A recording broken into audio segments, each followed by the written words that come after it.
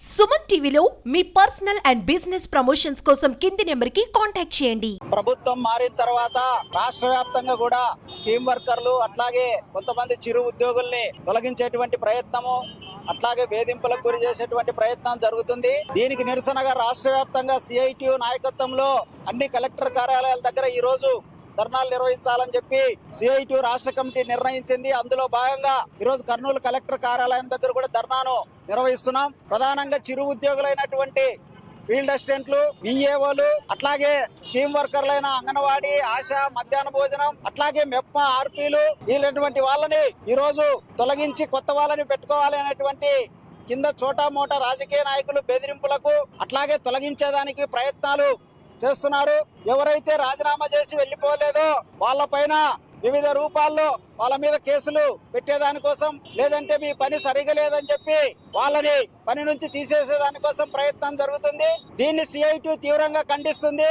ఏదైనా ఒక ఉద్యోగం నుంచి తీసేయాలనుకుంటే ముందు నోటీస్ ఇవ్వాలి, దాని ఆధారంగా విచారణ చేయాలి. విచారణలో తప్పు జరిగితే అది అతి పెద్ద తప్పు అయితే మాత్రము దాన్ని తొలగించేదానికోసం ప్రయత్నం చేయాలి తప్ప మీరు ఉత్తుగానే తీసేసేదానికి ఆ రకంగా సహజ న్యాయ సూత్రాలు అంగీకరించడం లేదు. అందుకని ఏవైతే తొలగింపులు, వేధింపులు ఉన్నాయో వాటిని అన్నిటిని కూడా మానుకొని పాత వాళ్ళనే కొనసాగించే దానికోసము అధికారులు తగిన చర్యలు తీసుకోవాలని చెప్పి మేము సిఐటిగా ఈరోజు డిమాండ్ చేస్తున్నాం. ఈరోజు ఆదోని, కౌతాలము మండలాల్లో ప్రధానంగా ఫీల్డ్ అసిస్టెంట్లని బెదిరిస్తున్నారు.